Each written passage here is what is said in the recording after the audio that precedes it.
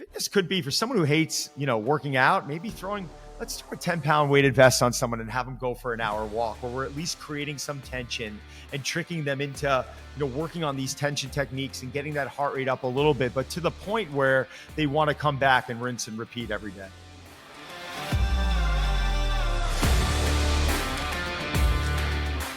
Welcome back to the Aging Backward, Growing Forward podcast. Today we got a special guest, someone I've known for many, many years.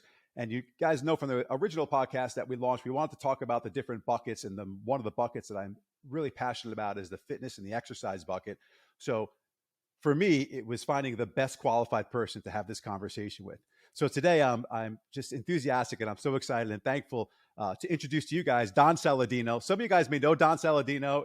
If you've been to donsaladino.com, you know who Don Saladino is. If you haven't, you got to go to donsaladino.com because he's got incredible content there. He's got so much to offer. But I'm going to let Don give a little bit of his background. Don, it's great to see you, and thank you for being with us today. Eric, it's such a pleasure, man. it's been years since we've seen each other in person, and God, I remember just sitting there having a conversation with you. I think at some of these summits that we would always go to, and Ken, I'm totally honored that you invited me on. Thank you.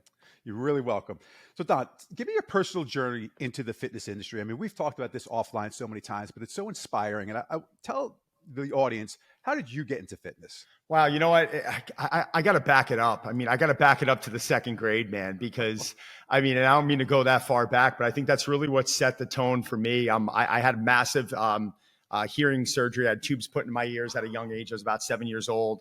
I had a stutter, which it's probably still in there at times, and I definitely take ownership over it, and I'm pretty proud of it. But, I think this was at a time when, times were just different, right? And they would take kids who were going through issues and they would stick us in a class of 5 people. And then you're walking out of a class looking at the normal class of, 20, 30 people. And, you've definitely felt inadequate, and you developed some insecurities at a young age. So, jumping through that time and coming home all the time. And, I remember being upset, and I remember, dealing with some demons at a really young age. I'll never forget my dad putting a baseball glove in my hand. Probably before that, he was a good ball player.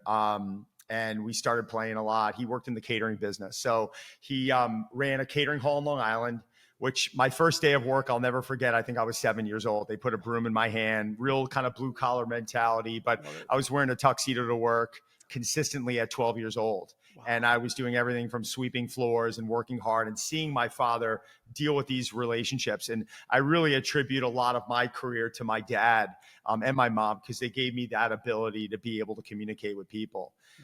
So we started playing ball at a young age. And I remember going to the schoolyard one day and playing with the entire class and just being like a few levels ahead of them. People were looking at me like going, holy shit, like what, where did this guy come from? And I remember running home that day to my mom, and I was like, Mom, oh my God, like you have no idea how good I was today. Like I'm really good at something. And she looked at me and she goes, you're going to be good at a lot of things, right? Like you're going to find your path and yada, yada, yada. So at that point, I developed this obsession of playing baseball, and I got into other sports. And, fortunately I went off to play Division I college baseball, and I was a 2-year captain, and I had an amazing 4-year career at my school. Got looked at by a couple of professional teams, got picked up to play professionally over in Europe. And while this was going on, I remember going to tryouts and being like, well, when am I going to get my training session in? Like I almost started prioritizing lifting. And I remember in college, as a freshman and sophomore, the seniors were coming to me asking me for lifting advice and nutrition advice because they just realized I was so dialed in on that. And then I graduated, decided that my path wasn't going to be baseball, because I kind of said to myself, it's time. Like I got picked up by a BS team over in Italy. I was like, man, I'm not going to drag my feet for 4 or 5 years. I'm doing something right now that I want to do. And that was training at that time. And then that's really when my career started taking off, because I did spend a year in a brick and mortar facility, which I believe every trainer on planet needs to do. You need to go clean up weights. You need to deal with people in volume. You need to be able to deal with different personalities, 10, 12, 13 sessions a day. Amen. You need to learn how to manage a schedule. No, you really do. And it's like I get DMs all the time, like, how do I want to do what you do? And I'm like, oh, okay. Like, Eric, Eric, I want to go, start a chain of gyms, one of the most successful chain of gyms in the world. Like, how can I do that? And you're like, really, are we going to have this conversation right now? How much time do you have? Because I'm going to go through every failure and I'm going to talk about, I'm going to try and push you in the direction of not doing this, because you better be prepared that, it's not just about like, all right, making millions of dollars now is nice. And, being able to control my schedule now is nice. And being in over 63 countries for me is nice. But man, Tom Plummer said it about me recently. Don Saladino is a 20-year overnight success. Like, it didn't happen like this. Yeah, I love that line, Don. That is such a great line for people that are fitness enthusiasts and that are passionate about that industry as a whole. And it's a lot of my particular following as well. And you hit it on the head, overnight 20-year success. It's the roots underneath. You see the bloom of the flower, but the roots are underneath. And yeah, people don't want to work. I mean, they don't want to, going and working in a big box gym. Just for me to tell people that for a year, they already check out. I'm like, guys, it's not going to happen. Like, you have to nurture relationships. Yes. You have to add value to people's life. Like, people want to ask me, like, how did I build my career? Like, I became the ultimate connector. Like, someone would call me and they'd be like, I just had surgery. I'm going to be in London. I'm finding them the best PT in London. Yeah. I'm not getting paid for that. I'm doing that because I want everyone, when they think of fitness, health, and wellness, I want them to think of me. And because I want to be the connector. That for me. I remember I called you last year when my daughter Carmela, she was up in New York and she needed a chiropractor, and I knew Don. I'm like, Don's got to know everybody in New York. And she loved, by the way, she loved the doc you recommended. It's phenomenal. Yeah. And she had an opinion. I knew what she had. She needed decompression, but I'm down here in Florida. I'm like, I can't help her. I have no devices. You're also dad. Yeah, right. You're also dad. Solving. Right? Just really quick story. My son the other day is 15, and he's going to be 15 soon, and he's working out here, and I'm like, oh, what are you doing? Like, where'd you get this from? And he's like, yeah, Dad, I found this Brazilian guy. He's like all ripped up on TikTok. And I'm sitting there and I'm like, okay. He's like, yeah, look at it. What do you think? And I'm looking at it and I'm like thinking to myself, none of this is offensive. There's a couple of movements in there, but like, I don't want to beat him down. So he's like, what do you think? I'm like, great job, buddy. Like, keep it up. Like, just be safe. I don't want you putting a bar on your back right now. And there's certain things I don't want you doing, but I need to stay out of it because, I want my kids to enjoy this. That's a perfect lead into my next question, Don. That's one of the questions we often get. I get it from parents, and I get it from young people that used to work for me. I get it from people that I meet, and they're constantly asking me, what do you think is a good age for people to engage in fitness? Well, let's break up fitness first by its components: resistance training, cardio. There's so many. You think of fitness now, the word is very diversified. Yeah. So I guess my first question is how do you define fitness yourself? And then let's talk about when do you think people should enter that, starting in adolescence or. I really define fitness more as like movement, right? Because I'm not going to. Am I very drawn to strength training? Of course I am, but if someone comes to me and they're like, I love spinning. I spin 5 days a week. I used to be sedentary and now I am obsessed with it. I'm like thinking to myself, like, spinning my favorite form of cardio? I'll be honest, it's not. Like, I'd rather you do things where you're not in this position, but if you absolutely love it, then it's my job to allow you to be as resilient as possible to spin. So I'm going to work on things like thoracic extension. I'm going to work on hips. I'm going to work on getting those glutes to fire, releasing those hips a bit. And I'm going to work on those weak points that might catch up on you in time. So for me, fitness really is, it's about movement. It's about creating a little bit of tension if possible, because we want some bone density. We want some muscle.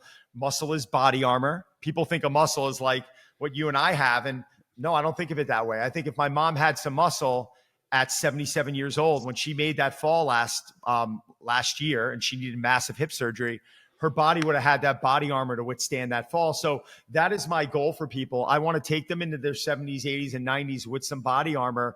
And listen, if you absolutely hate the gym, as a coach, you better find a way to go into your toolbox and find something that is going to give them that type of training effect. So for me, fitness is a very broad word, but fitness could be for someone who hates, working out, maybe let's throw a 10-pound weighted vest on someone and have them go for an hour walk, where we're at least creating some tension and tricking them into, working on these tension techniques and getting that heart rate up a little bit, but to the point where they want to come back and rinse and repeat every day.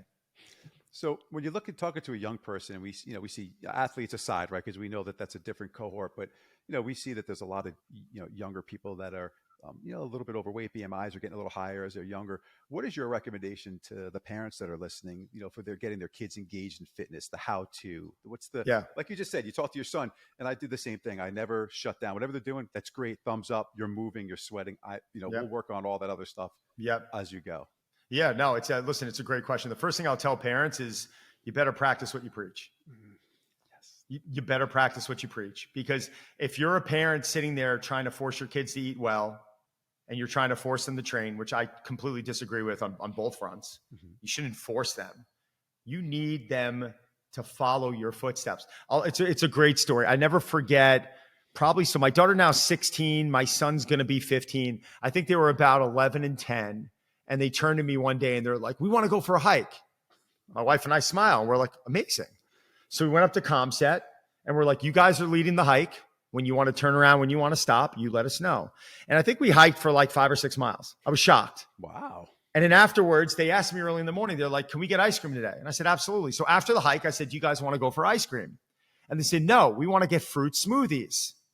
So I turned around and I went, wow, my wife and I laughed. We took them for fruit smoothies.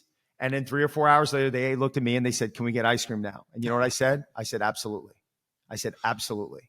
And what it's about is we need to teach our children that being healthy is something that makes us feel good. It shouldn't feel like a job. It shouldn't feel like school. It makes us feel good. I've got an outdoor jungle gym here. And I remember at a really young age, my training partner, his name's Tony, he's 61 years old. The guy does pull-ups with close to 200 pounds around his waist. He's an anomaly. He's just an absolute freak.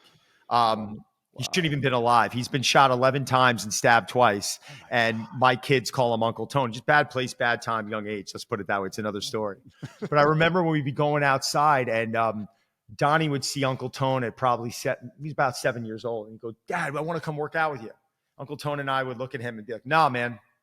He'd be like, why not? This is big boy stuff. And he goes, but Dad, I can do it. Me and Tone would look at each other. We'd smile. And I go, yeah, Donnie, you know what? You can come out here. This is work for Uncle Tone and I. And when you feel like stopping, I want you to stop.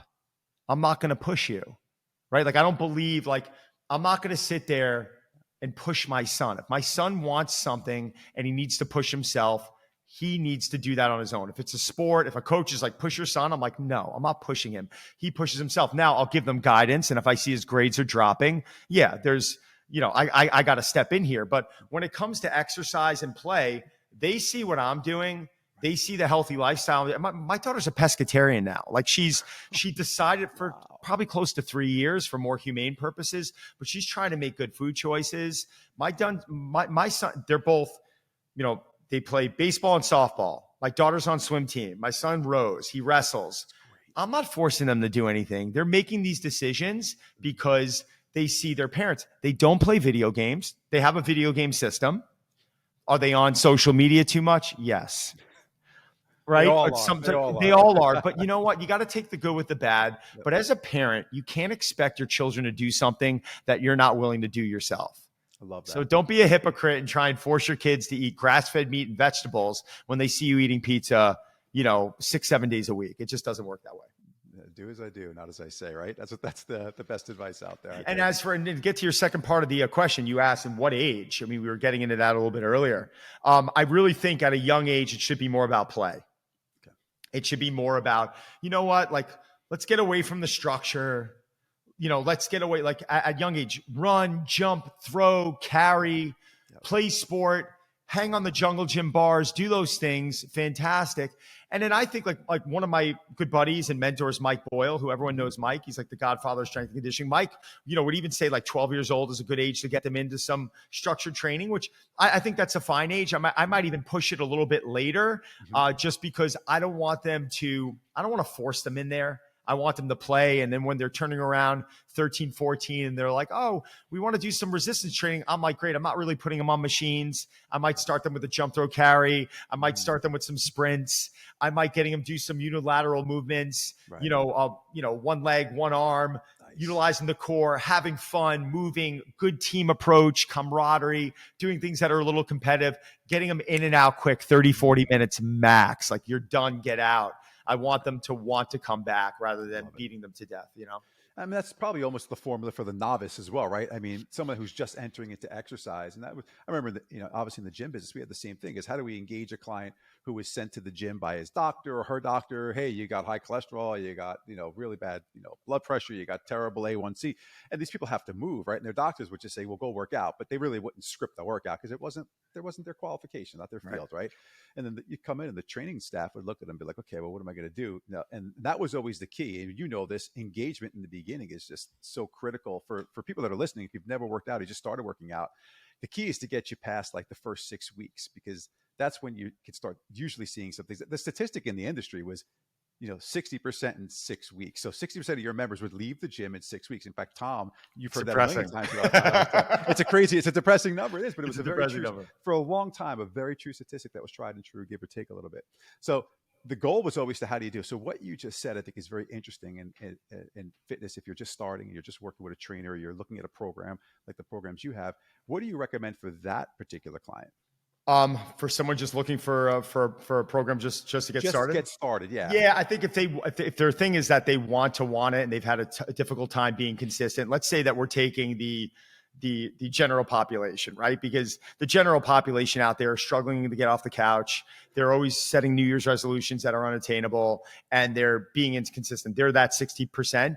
I would first find out, like, what are their triggers, right? If there's someone that's coming to me and they're like, Don, for some reason after 20 minutes, I just lose focus, and I'm designing a 19-minute workout, right? And I'm going 3 days a week. And I think it's really easy to stay motivated if you show someone progress and you allow them to enjoy this entire process. So, a great story, and this pertains to it, was, and I just heard it from Chris Poyer from Perform Better, but our good friend, this trainer, his name's Brian Nguyen. He worked with Wahlberg for years back in the day. Brian was giving a talk a few years ago, and the following year he's addressing his crowd, and he goes, did anyone hear me speak last year? And a woman raises her hand, and he goes, do you remember what I spoke about? And she goes, no, I don't. So everyone starts laughing, and he goes, well, let me ask you a question. I'm happy you're here, but why are you here? And she looks at him and she goes, because you made me feel. And I think that's the big disconnect. I think you've got a million coaches out there that are so focused on being the smartest sounding coaches. And I fell into that trap. I mean, I've taken 300 courses in my life. I still continue my education. Great. But I also understand that when you're talking to people, we got to speak to people. They're coming in a vulnerable position. Yes. Play the game with them. The whole goal at that point is to make sure that they're enjoying what they're doing, that the training's safe, and guess what? That they want to come back. And if you can really check those boxes, you're going to be a successful coach. But if you're coming into the session and you're just trying to give them like the Deadpool workout, or like you're trying to hit them over the head, like you're just not going to be good. Like there's good trainers and there's good coaches. I feel like that there's two different things, Oh yeah. In fact, I think Martin, he wrote great. He wrote a great book about that, which he sent me a copy. I thought it was outstanding. And it's telling, because, and again, a lot of coaches and trainers, that I in my network, hopefully they're listening to this, because it's so important to make that connection with your client, because people start exercising for so many reasons. We know it's therapeutic physically, but it's also therapeutic emotionally. It's a place where you can get to offload some of that anxiety, that energy, and the benefits, the neurological benefits that everyone's talking about finally are great. But so let's fast forward a little bit. So let's go to let's go down the road to some of your serious clients. And and there's terms out there, because people, it's almost like the buzzwords you hear, and you heard the Atkins diet and nutrition. You heard in fitness now, you hear about like TUT. What is TUT? Time under tension. In fact, I love TUT. In fact, you just did a post about it recently. I was like, oh man, I one of my trainers at one of my gyms 2 years ago, I had never really understood that whole concept. It changed my world, as an advanced exerciser, understanding time, as opposed to just constantly pressing heavy weights, having sore joints. Like 49 years old, like I'm on a red light bed at serotonin 3 days a week, right? Because I need to get my inflammation down. I take BPC 157. I do the whole peptide stuff. But when I started switching my training style as an advanced exerciser, it allowed me to advance a notch up in my own physical and performance. So talk to that. Let's talk a little more deeper and advanced for the listeners. Yeah. I mean, listen, it's things change when you hit your 40s, right? I think the good news is you can still PR. You could still do things from a body comp standpoint. Like, I shot the cover of Muscle and Fitness. I think it was last year. It might have been the year before that. But I've shot a dozen covers, and I could tell you right now, I feel my best now at 46. But we think about things differently, right? I mean, specific movement patterns. I think there needs to be some variability in there. I think there's people approach it with too much of the same mindset all the time. Bodybuilding, for instance. When I speak to a lot of bodybuilders, they're always talking to me about injury. They're always talking to me about, well, these machines I can do because this hurts my knees or this hurts my back. And, I really think it's because their training is too monotonous throughout the year. They're focused on the pump. They're loading the joints the exact same. They're not really allowing enough variability in there, where after the Olympia, if maybe they took a month and they just focused more on movement quality rather than trashing the muscle, this would release, the term I like to use is that you have a moving car and the parking brakes on. As soon as you start flossing the body and the joints and allowing movement to kind of re-enter into your training lifestyle, you'll find that your body feels really good. And I think that's what time under tension did for you. Rather than focusing on moving weight, which obviously gave you a great physique in your life, you've always had a good build on you, but now time under tension is probably forcing you. It's obviously forcing you to slow down your tempo. It's forcing you to use loads that are a little bit lighter, and you've opened and you broadened your mind when it comes down to training. Maybe rather than always pressing from a 15 or 20 degree incline, you're now going to a 45 or a 60. You're loading the joint at different points. And I think the body needs this. Now, I think there's also that can go in the other direction, because I think when people turn around, they're like muscle confusion. Well, muscles don't have brains, right? It's like they're not like confused. Too much variability, I also believe, can hurt us. Because if you're coming in, you're always trying to do different stuff, then you're not really improving those qualities. You're not really improving those movement qualities. So I do believe for a period of time, we want to commit to getting good at things we're not good at. And then a lot of these movements, if you have good program design, they have something called carryover, right? Like no one looks at the deadlift as something that works the lats and that works the glutes and the lower body. Like they just think of it as it's for lower back. Like, no, it's a full body movement. Like you're creating tension. You're rotating the bar out. You're trying to bend the bar. You're trying to get that lat to engage. There's a lot of carryover in these movements. And I think when you start training with coaches that know what they're doing, they start, broadening your horizon a bit. And then you realize that, listen, at 49, I think you look probably as good as you've ever looked, or as long as I've known you, right? And your body's moving well, and you seem like you're doing great. So, round of applause to this. But this is just an example that, guess what? Going into your 50s, you're probably in better shape than most people in their 20s, right? So stop the bullshit of like, whoa, you're getting older. Like we're all getting older. We just have to change our thought process a bit. We start focusing on rest and recovery a little bit more. Mobility is a huge part of my life. I spend 15 to 20 minutes every day in mobility. I am doing things like saunas and cold plunges that are sprinkles. Like they make me feel good. They don't make up the crux of what I'm doing. Like they're just, the whipped cream on the ice cream, right? It helps and it makes me feel good mentally. So yeah, I mean, I think it's a very, it's a general question. I'm giving you a general answer, but I think for those of you out there that are training and you're not seeing the results you want, I think you just got to change your approach. Right. That's great. We talked about the exerciser-induced plateau, and I have this conversation off with people, but you also, like you mentioned, that was such a great point, Don, and I'm so thankful you shared it, about changing too quickly. Like stick with it, get that adaptation that's needed, get the physiological, the neurological. Like sometimes you dive a little bit in the weeds on science, but sometimes you don't have to. You would keep it 30,000 feet. Hey, here's why we're doing it for a 6-week program or whatever the time is. Like I said, a 19 variability is good. Like I was, I hosted a retreat this year for 2 weeks in Mexico. We rented an island off of Puerto Vallarta. We brought in 150 people from over 30 different countries. It was insane. Wow. It was the first time in my life that I trained for 2 weeks without a form of resistance. It was all body weight. And my body felt great. I came back to my lifts. I felt amazing. I looked at that as an opportunity.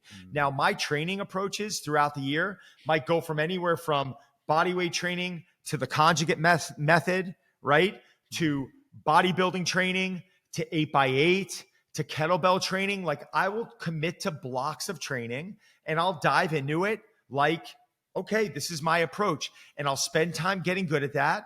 And it gives my body a break from other types of movement patterns. And then I transition to something else because I want to enjoy it. I want it to be fun, but I need my body to feel good. So if my body's looking really good, but I'm like, oh, you know what? The shoulder's hurting, the elbow's inflamed, the knees bother me. There's something wrong with my programming, right? Like, and that's something that I think most people need to recognize. It's like, you could be enjoying a group training concept because of the community. I get it. But if your body is feeling worse, then you need to assess the program design and how you're living your lifestyle.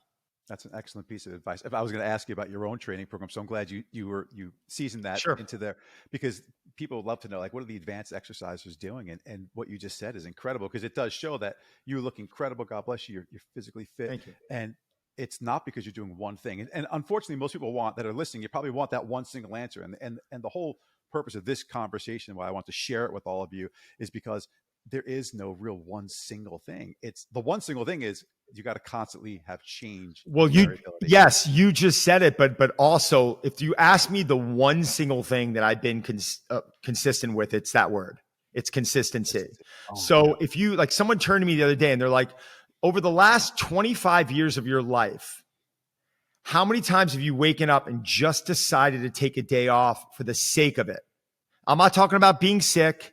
I'm not talking about breaking my wrists or my knees or getting hit by, whatever, like all my injuries, knock on wood, have been contact. Mm-hmm. And I said, never. Never. I never in 25, 30 years woke up and said, well, I'm not going to train today. I've woken up and been like, oh my God, I'm half dead because of, I'm sick or whatever it is. I can't move. I'm in bed. Fine.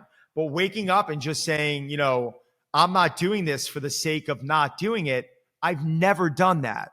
And I think that's the only thing I could truly say that I've done as good as anyone else. It's having that level of consistency, understanding that even today, getting into my session, I was a little slow. The warm-up was extended a little bit. And then out of nowhere, I started moving. Started with some, after my 15 minutes of I call it practice, my movement prep, but I practice things I'm trying to, like, so my movement prep today, my practice was thoracic bridges, hip 90-90 with a kettlebell, hanging from a bar, couch stretching, and hip airplanes. I went through those 5 bodyweight movements, 3 rounds. That took me 15, 20 minutes. Then after that, I'm starting to get my mojo a little bit. I started with 4 sets of 50 yards on side sled drags. I did 3 sets of 1 minute weighted planks, and then it was game time. Dynamic effort day, 10 sets of 3, 45 seconds rest on a 30% front squat. It wasn't even heavy, but moving the bar with some speed on the concentric, going into some sumo wide grip snatch deadlifts, which I haven't done in ages, having 2 specific accessory movements to finish with. An hour and a half, I'm done. I felt like $1 million. Love it. But it was just an example where in the beginning, I didn't want to do it. But I never take off. Yeah, that's you got to get it. You hit it, and that's the beautiful part about it, and that pays such dividends. As you get older, age, it's the gift that keeps on giving. Yep. So, and I like to explain to people, when you're training and you start this regimen, after you get that, what I call, they got to form the habit, create the discipline. But once that discipline is created, and it's like, hey, I wear socks. If you wear socks, you're going to wear socks every day. You're not going to think about it. You're going to put on your socks. Sure. You brush teeth every day. You don't think of it as a chore to brush. Like, it's so systematic. And the people that just get that, and I don't miss a day. Wherever you go, you travel, I travel, we go around. The first place you live, where's the hotel gym? Where am I going to work out? Where's there a piece of turf? Where am I going to move? It's so important. Like we went up to the beach for a couple of days over the Labor Day weekend. Like, my biggest concern is, okay, I knew there was a retro fitness down the road. I was so excited about that. I'm like, all right, go visit one of my older gyms. Great. And then I was like, okay, where am I going to do some cardio? I wanted to do some zone 2 training. I was like, God, the beach, resistance in the sand, perfect to get my heart rate. Like, I fly spike real high, right? And that stuff. So it was like perfect, but it wasn't even like, I wasn't looking for restaurants. I didn't care about where the beach towels were going. Like, none of that stuff mattered. I mean, I tried to, but my training was the first thing I thought about, because instinctively the discipline was like, I have to do that. And because I want to. And on the it's part of your survival. Yeah, that's what it is. No, it really is. I mean, I'm sorry to interrupt, but it's part of your survival. I mean, people don't understand. I always said my most important client ever, and people don't get it, it's myself. Mm-hmm.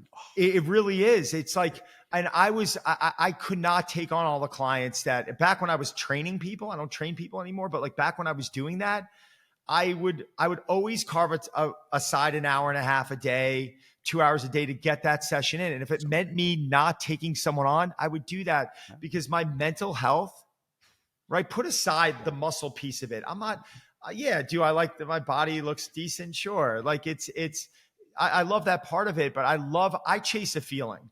That's how I quantify success. It's not about how many times I could bench press 225, even though I don't want to be strong, or deadlift or squat or do all these things. It's about, I chase a feeling. That moment my training session ended and I was getting my post-workout nutrition, I aim for that every day because there's this feeling of satisfaction. And I think when people are like, well, I don't have time, I'm like, bullshit. Like I went up and did a presentation with Jeff Cavalier, the Athlete Next guy recently. He's a good friend. And you know what? I woke up, I knew, I was like, oh my God, I have a long day. I got to train. I was up at 3:30. Would I recommend that every day? If you have to. Do I want to do that every day? No, but I had to get it in. I had to get in. And when I was driving up to see him, my mind, my headspace, when I presented, I was in a great spot. And if I didn't do that, I'm not the person I want to be when I'm in front of that group of people. I agree. And once you start tasting the benefits of all this stuff, and there's true science behind, runner's high is a real thing, right? I mean, people thought that was like just a term. That's a real thing. Like once you get a taste of that, that's what gets people hooked. And again, we're both so passionate about fitness and we love it so much. And it's great that people can hear this because I hope it digests into this is allowable. There's a future for you listening to continue this forever. Fitness never has to stop. In fact, it's evolved so much. One of the points we'll talk about is how it evolved with even technology. So multiple formats of technology. You take advantage so much of the technology, platforms for content to dispense, as well as the devices, the wearable. So where do you fall in your thoughts on technology and fitness, Don? I use it, right? But I'm not using every aspect of it. Like for instance, like I've been working with Aura for years. Yeah, exactly. Right. Like I like the data on it. It's the most solid, wearable device out there. I think when it comes to sleep, I mean, and I'm getting that information from Brandon Marcello, whose job is as a third-party research expert. He'd be a great interview one day because he breaks down every device from Apple to Aura to Whoop, and he'll tell you what's good and what's not good. But, I'll use this stuff to be able to enhance behavioral change. So if I turn around and I'm toying with the fact that, well, am I having carbs in the evening or not having carbs in the evening? I over months, not a day or two or a week, over months, I can start recognizing where those patterns are going, right? Because, and this is where I think people mess up. Like suddenly, like they'll throw a device on, and in one night they will turn around like, oh, I pulled carbs from my diet. Oh my God, my aura, my readiness, everything was amazing. I have to go no carbs now in the evening. And then a couple of days later, they're like, why am I sleeping like crap now? Right? Like they're not realizing that there's so many other variables. Well, how much access to blue light did you have? How stressful was your day? Did you do zone 2 cardio or did you do high intensity cardio? Like, where were you at? Like, what was your nutrition like? What was your hydration like? Did you have enough electrolytes in your body? All these things. I mean, I can go on and on and on and on. So the wearable devices I think are great, but I also put this, which I love this company. I'm being very clear. I put this on the hands of a friend of mine who was claiming to sleep perfectly. How's your sleep? Amazing. I want to try Aura. I'm like, are you sure? He goes, yeah, I really want to try Aura. Are you waking up at night? No. My head hits the pillow at 9. I sleep till 6. I do not wake up to use the bathroom. I am out like a light. What happens? I get him an Aura. The first 3 nights, his sleep went to shit because he was so panicked about the data that he wasn't able to use it. And let's use DEXA scan, for instance. I like DEXA. I've used it. I've used it pre and post muscle and fitness shoots. I've used it throughout the year to be able to come in and use it as an indicator. Maybe I'm doing too much cardio and I'm losing muscle. Like there's signs I can receive from using a DEXA. But I've seen people going for body fat tests every 3 to 4 weeks. I'm like, what are you doing? Like you're driving yourself nuts. You went up 0.001% of body fat. It's probably not even accurate. Either stop using it or we're not talking about it because you shouldn't be using that. So I think if we're going to use tech, I think it needs to be used by someone who's going to use it constructively. Mm-hmm. Like when I'll never forget one year, I had 5 hockey games a week. Literally, they were like early in the morning. I'm training like a lunatic. I'm eating beautifully. And I went in for DEXA and my body fat went up. People were like, well, why? How's that possible? Well, when I peel back the layers, I wasn't getting enough calories in. I was in too much of a deficit, doing too much cardio. And yeah, I started putting on some body fat. I actually lost a little bit of muscle. And it was a wake-up call for me. Did I get depressed over it? No. What did I do? I increased my calories, up my nutrition. I started working on building muscle. I still play hockey. I still love it. But it was a reminder that calories are really important, right? I don't like having people live in deficit. So I'll use this data as measures of tracking. I think my favorite way to utilize tech with everyone, I just love steps. Like I just do. I love, and it's so basic. And I had the conversation with Will Ahmed, the CEO of Whoop, when I worked for Whoop 6-7 years ago. And Will was like, well, we're not tracking steps because we're a high performance, device. And I'm like, well, steps are high performance. Like this could be a form of recovery for an athlete. I've lost some weight recently and people are like, well, how'd you get leaner? You're always single digit body fat. Did you change your diet? I'm like, no. What'd you do? I'm like, I've been throwing a weighted vest on 5-6 days a week and doing zone 1 walks for 50 to 60 minutes a day, taking calls, putting headphones on, relaxing, breathing, getting the sunlight. I lost like 6-7 pounds. They're like, how's that possible? I'm like, because I went from walking 12,000 steps a day to probably closer to 20,000 steps a day. My sleep's improved. I feel better. Okay. Like this is, now I wouldn't know that without that tech component. So that's where I love it. But again, as we start obsessing too much and I'm turning around and I'm seeing people wearing like Polar straps and Auras and Apple Watches and Whoops on the other side, I'm like, guys, like chill out. It's like, I love the data. So for those who are listening, a DEXA scan is a very elaborate mechanism of determining lean body mass versus body fat. It also determines your bone density.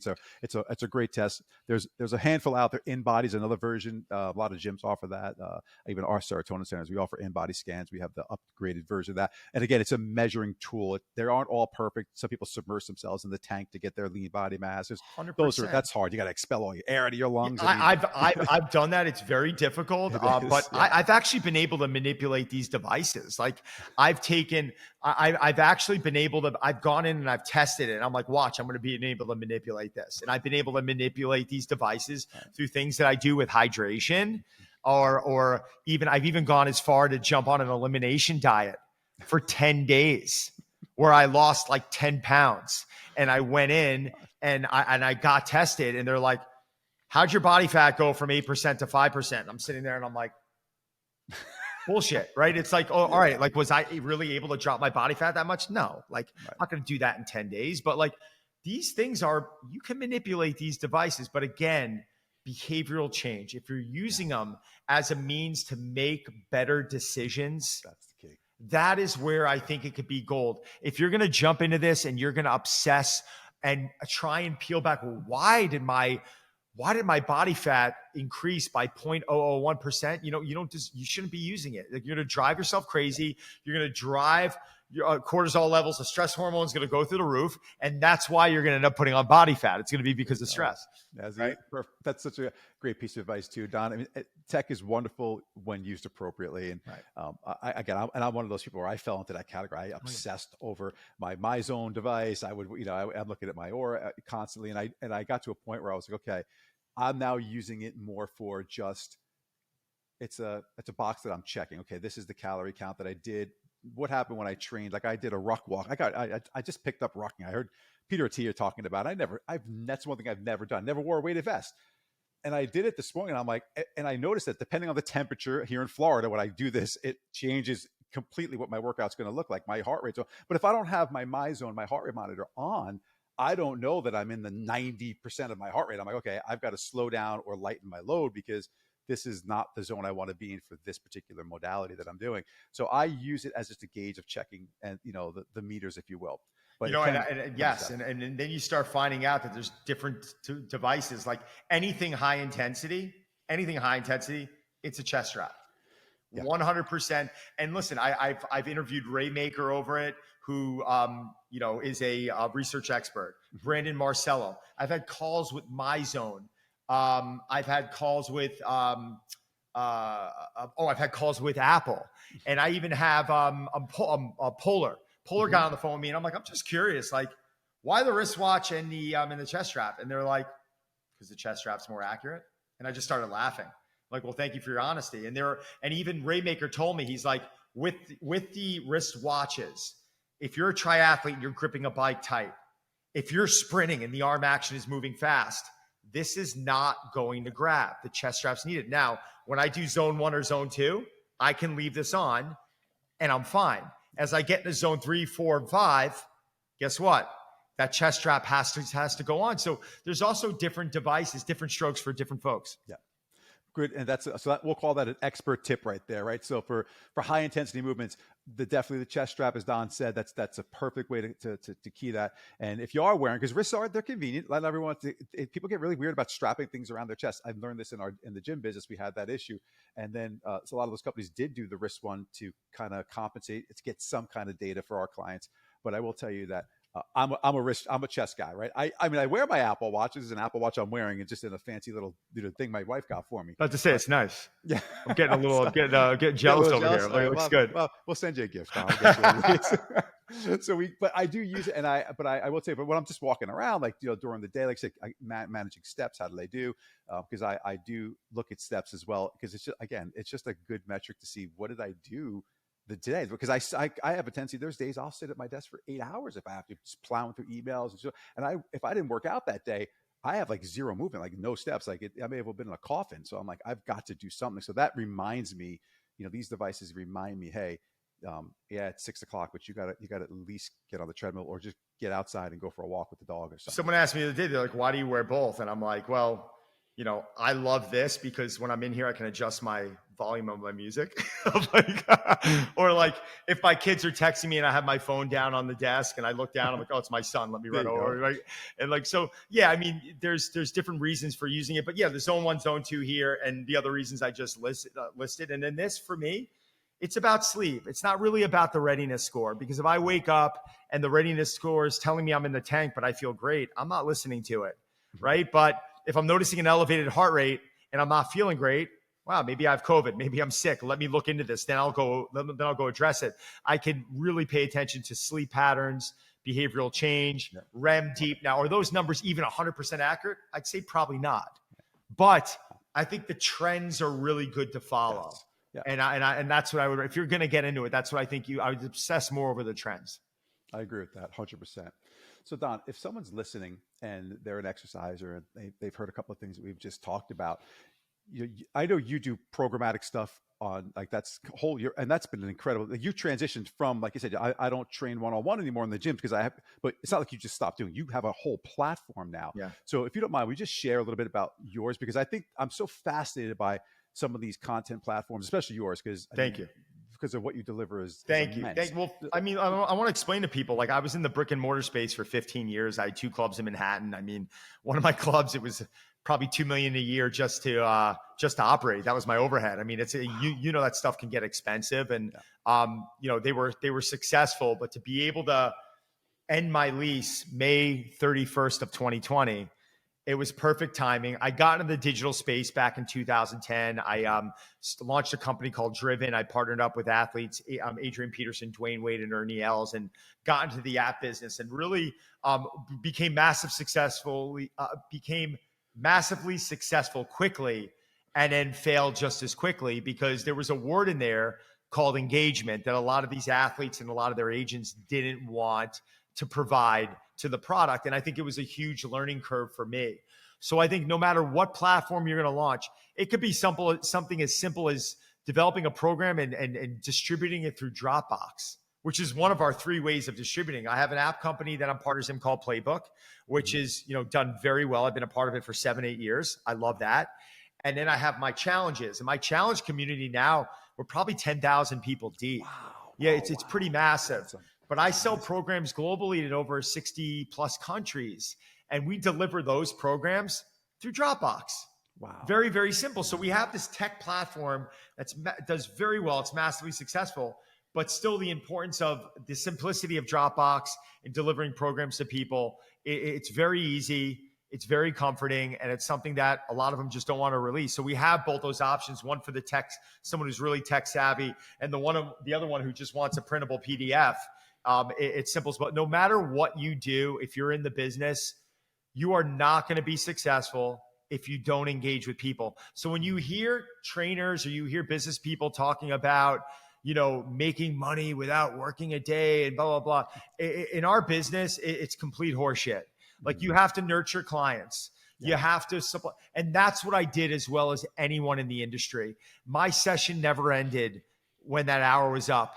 I was sending them tripods. They were like, what the hell is this? I'm like, I'm sending you a tripod so we can, when you're on the road, you can film and you have something that's comfortable. or I'm sending them meals, or I'm sending them supplements, and they're trying to pay me, and I'm saying, don't worry about it. I'm reinvesting in them. And coaches, they do a really bad job of it. They're so focused on that hour session rate, and they're not focused on the other 23 hours during the day and making sure that things are easier for your clients, or doing something so unselfish as like, hey, I know you're going to this restaurant tonight. Either blow it out, or if you want to stay on the tracks, I circled a bunch of items that I think you can go for. And even if they're not taking advantage of it, the fact that you're sitting there spending extra time. I could tell you right now, I've trained over 40,000 1-hour sessions in my life. That's a lot. I have given more free sessions that I can almost challenge almost anyone training the last 3 to 5 years of their life. That's how many free sessions that I gave, because I established relationships. I was proving myself to people early in my career. I was working with editors. And then guess what? Then things pick up, and then you become the source. And then you have head fitness editors, publishers contacting you going, we need your help. And that's adding value. And then that's when I think a lot of coaches are going to realize that their career takes off. But if you're looking for a monetary exchange with every little thing that you do, whether you're in the digital space or the brick and mortar space, you're not in the right business. Yep. Well, and clients, and like I said, people that are even listening here that are just exercisers that engage with trainers, it's good to know that because there are a lot of passionate people that are out there that are in our business, and they're looking to be really helpful, and they want that outcome. And so hearing that is phenomenal. Well, your content, Donald, you can actually take your stuff and go into a brick and mortar gym like a Retro Fitness or a place 100%. and just load up and work out and have it because you have all this equipment around you. Why not? Yeah. Why not? Listen, so I didn't get involved in training. I always wanted to be massively successful. But when I got involved with training, again, it's getting back to my buddy Brian with that woman saying it was a feeling. There was a feeling I got from helping people. And I think as a coach, you got to focus on that feeling. You can make millions and millions and millions of dollars a year being in the space. The most successful coaches out there, you know what? We're doing it and we're happy doing it, but we still never disconnect with that feeling. My goal, no matter what, is to help someone improve. Have I had clients leave me? Have I had them get bored of me? Of course.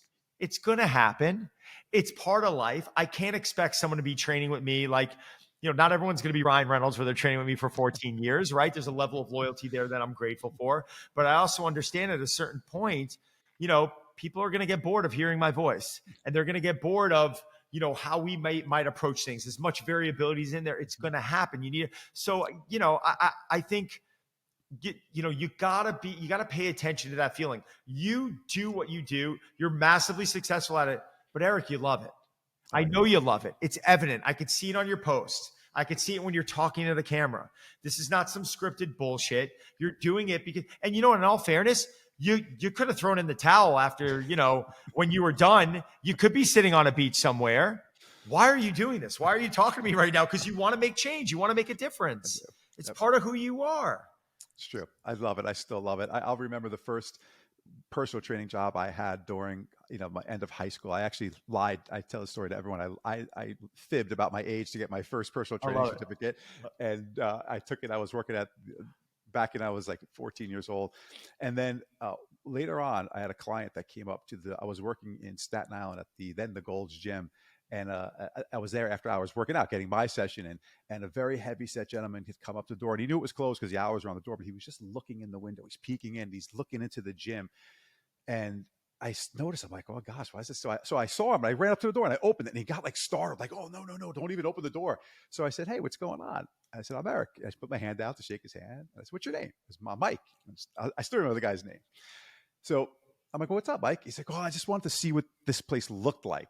And I was like, well, it's not a museum. I'm like, well, but come on in. I'll give you a little tour. He goes, no, you're working. I'm like, no, come on in. Brought this guy in. Now, mind you, it's just me, the guys that are cleaning the gym, and Mike.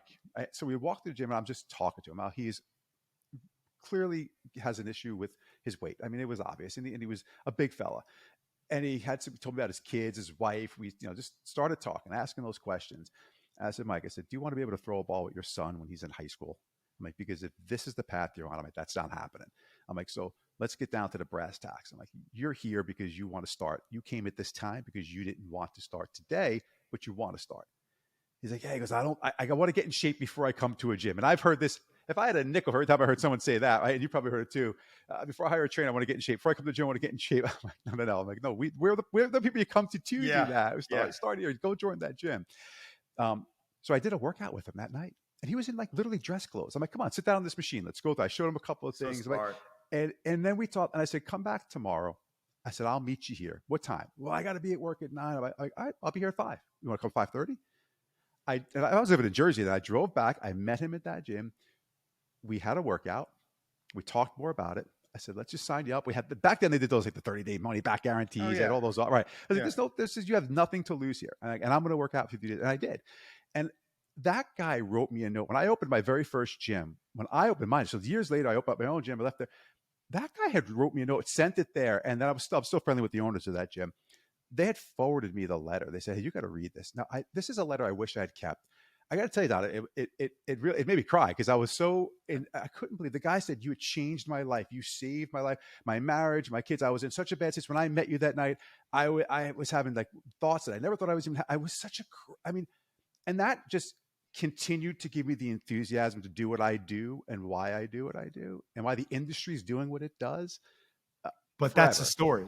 That's it. Listen, I have some great friends that I work with, and I have people, and not to celebrity name drop, and I don't like doing much, but Ryan Reynolds and Blake Lively have been my show ponies for the last 14 years. Krasinski, Emily Blunt, all these people, Annie Hathaway, I love them. I never one session forgot that I'm there to deliver a service. Now we talk, we might have dinner, we might do this and that, but when I go in there, it's business. 14 years later, I go in there and I am like, all right, how you feeling? How'd you sleep? Are you hydrated? What's your schedule like the next few days? All right, let's get moving. All right, well, and then we're making that approach. So coaches need to realize that, come on, man, don't, you're becoming friendly with this person, but remember, you're expendable. You are replaceable. The second I decide to stop working with those people, I'm okay with admitting that they're going to move on. Yeah, sure. And they are. And it's like, that's been a good quality of mine. That's been a reason why I think I've still been relevant in the industry, is because I understand that, I can be replaced. And,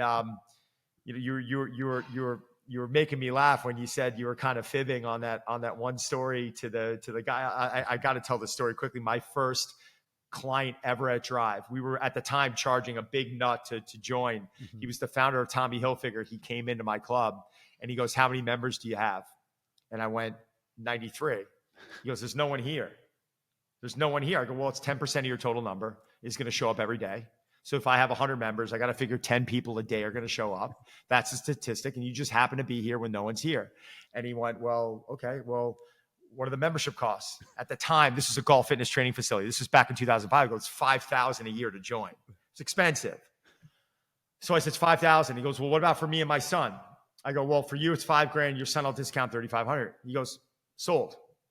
So I'm in the office and I'm like, oh my God, this is amazing. Thinking we're going to be flying private jets. We got the best concept, not noticing that we're going to have a tough time over the next few years. So a year later, I'm out at dinner with the guy, became my mentor, one of my closest buddies.